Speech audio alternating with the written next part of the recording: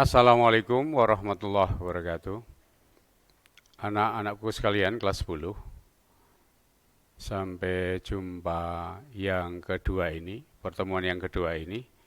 Anak-anak sekalian, Pak Gito pernah menyampaikan beberapa waktu yang lalu di bab 1, kemudian dilanjutkan Ibu Rahajeng. Untuk pertemuan yang kedua khususnya di Pak Gito, Pak Gito akan membahas di bab 2 dalam hal ini, yaitu fungsi dan peran Pancasila dalam kehidupan bangsa dan negara.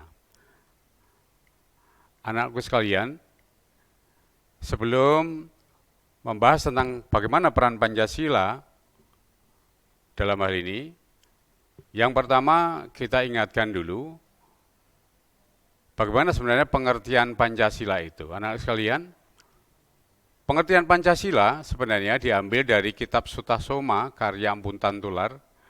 Pancasila dalam bahasa Sanskerta berasal dari kata panca yang berarti 5 dan sila yang berarti sendi ataupun asas.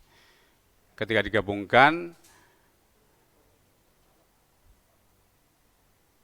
baiklah anak-anak, sebelum kita lanjutkan tentang bahasan tentang fungsi dan peran Pancasila, ada baiknya anak-anak perhatikan tentang bagaimana sebenarnya pengertian Pancasila. Anak-anak sekalian, di dalam kitab Sutasoma karya Ampun Tantular, Pancasila dalam bahasa Sanskerta berasal dari kata panca yang berarti 5 dan sila yang berarti sendi asas. Atau berbatu sendi yang 5 atau pelaksanaan kesusilaan 5. Pancasila Krama. Di dalam Pancasila Krama itu diharapkan kita tidak boleh mencuri, tidak boleh berbohong, tidak boleh berjiwa dengki, tidak boleh melakukan kekerasan, dan tidak boleh minum minuman keras atau mengkonsumsi obat terlarang. Nah, ini cikal bakal bagaimana Pancasila atau pengertian Pancasila itu lahir. Baiklah anak-anak, yang akan kita jelaskan dalam hal ini, khususnya di bab 2 ini, bagaimana fungsi maupun peran Pancasila. Anak sekalian, fungsi Pancasila dalam hal ini ada 10,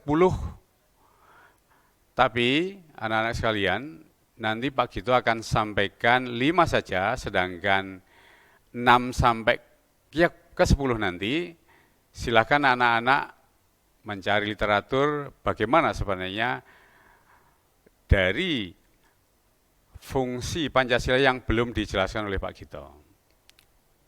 Baiklah anak-anak, kita awali dari penjelasan fungsi dan peranan Pancasila bagi bangsa Indonesia. Yang pertama adalah Pancasila sebagai dasar negara. Bagaimana maksudnya Pancasila sebagai dasar negara ini? Pancasila sebagai dasar negara yang dimaksudkan adalah sebagai penyelenggaraan negara. Pancasila sebagai dasar penyelenggaraan negara. Di dalam hal ini, di dalam penyelenggaraan pemerintahan harus didasarkan pada nilai ketuhanan sesuai dengan sila 1, kemudian nilai kemanusiaan sesuai dengan sila kedua, menjunjung tinggi rasa persatuan sesuai dengan sila 3, kemudian mengutamakan musyawarah mufakat di setiap pengambilan keputusan sesuai dengan sila keempat, dan bertindak adil sesuai dengan sila ke-5. Penjelasan lain dalam hal ini, Pancasila sebagai dasar negara tidak lain adalah dijadikan dasar dalam penyelenggaraan negara. Pancasila dijadikan dasar dalam pengaturan dan sistem pemerintahan negara. Pancasila merupakan sumber hukum dalam kehidupan berbangsa dan bernegara. Baiklah anak-anak, kemudian yang berikutnya yaitu Pancasila sebagai pandangan hidup bangsa. Bagaimana yang dimaksudkan? Pancasila dalam hal ini sebagai pandangan hidup, sering disebut juga sebagai way of life, pegangan hidup, pendoman hidup, atau pandangan dunia, atau petunjuk hidup. Artinya apa? Pancasila sebagai petunjuk hidup. dalam kehidupan sehari-hari yang tidak bisa terpisahkan satu dengan yang lainnya. Sebagai contoh adalah orang Indonesia di dalam memulai suatu pekerjaan diawali dengan berdoa sesuai pengamalan sila 1. Tambahan penjelasannya tidak lain, Pancasila sebagai pandangan hidup bangsa merupakan penuntun dan petunjuk arah bangsa Indonesia dalam semua kegiatan dan aktivitas hidup serta kehidupan dalam segala bidang. Bisa dijadikan sebagai kerangka acuan baik untuk menata kehidupan diri pribadi maupun dalam berinteraksi dengan manusia lain dalam masyarakat serta berinteraksi dengan alam sekitarnya. Kemudian anak-anakku sekalian, peran Pancasila sebagai kepribadian bangsa Indonesia. Apa yang dimaksudkan dalam hal ini? Pancasila sebagai kepribadian bangsa Indonesia adalah sikap mental maupun perilaku yang merupakan ciri khas dari bangsa Indonesia yang berbeda dengan bangsa lain. Salah satu contohnya adalah perilaku sopan santun dan gotong royong. Untuk berikutnya, kita jelaskan bagaimana Pancasila sebagai perjanjian luhur bangsa Indonesia. Bagaimana pengertian yang dimaksudkan dalam hal ini? Perjanjian luhur di sini menyangkut kesepakatan yang telah dibuat saat memproklamasikan kemerdekaan bangsa Indonesia bersama para pendiri bangsa ini. Tanggal 17 Agustus 1945, bangsa Indonesia merdeka. Diumumkan pada dunia internasional bahwasanya telah lahir negara baru di Asia Tenggara, namanya adalah Indonesia. Yang kedua, tanggal 18 Agustus 1945, PPKI mengesahkan Pancasila sebagai dasar negara, Undang-Undang Dasar tahun 1945 sebagai konstitusi negara, mengangkat presiden dan wakil presiden. Ini penjelasan bagaimana yang dimaksudkan Pancasila sebagai perjanjian luhur bangsa Indonesia.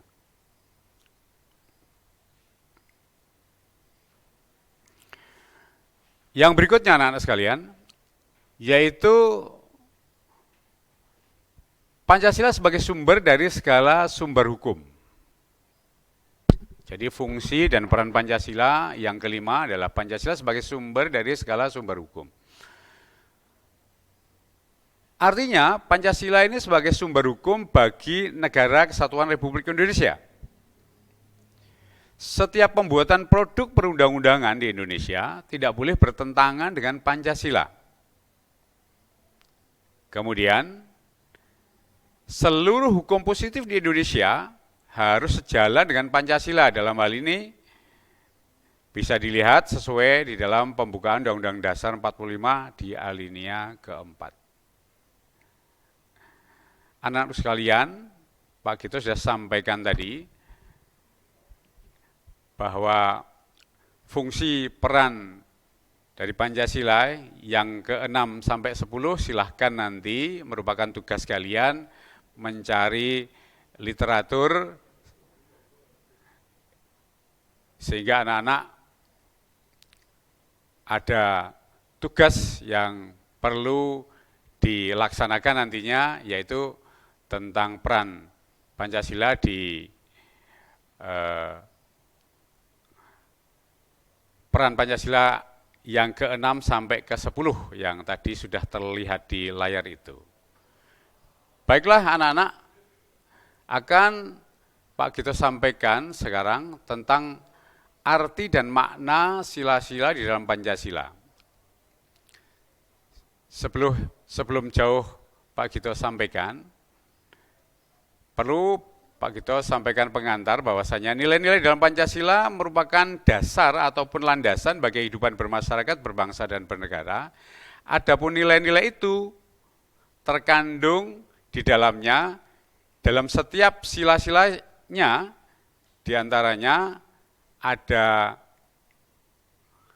yang pertama, sila ketuhanan yang Maha Esa. Ada 3 hal.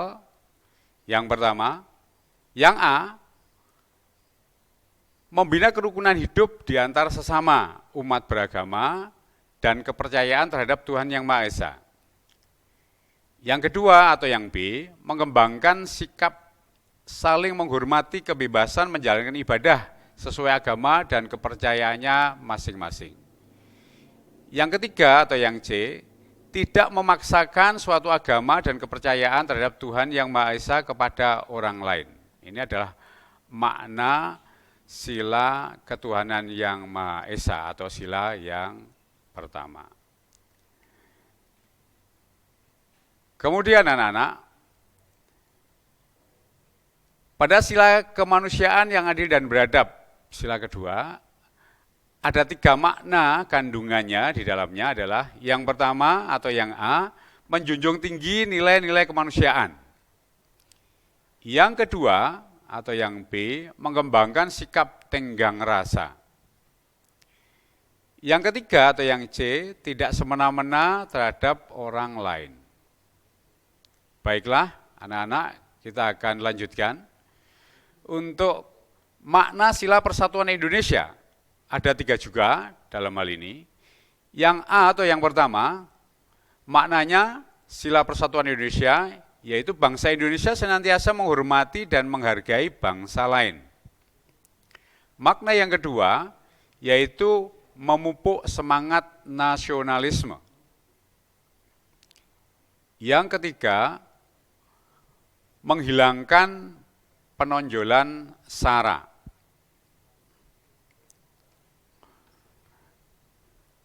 Baiklah anak sekalian, untuk makna sila kerakyatan yang dipimpin oleh hikmat kebijaksanaan dalam permusyawaratan perwakilan.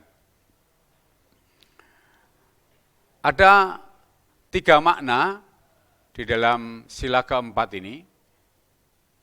Makna yang pertama, menyelesaikan masalah dengan musyawarah mufakat untuk, saya ulangi, menyelesaikan masalah dengan musyawarah untuk mencapai mufakat. Yang kedua atau yang B, saling menghargai pendapat orang lain.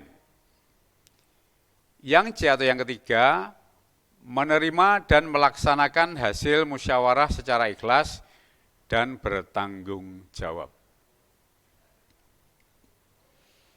Baiklah, sekarang menginjak penjelasan atau makna dari Pancasila, khususnya sila kelima, yaitu sila keadilan sosial bagi seluruh rakyat Indonesia. Ada 3 makna, yang pertama atau yang A, memanfaatkan kekayaan alam secara merata untuk bangsa Indonesia.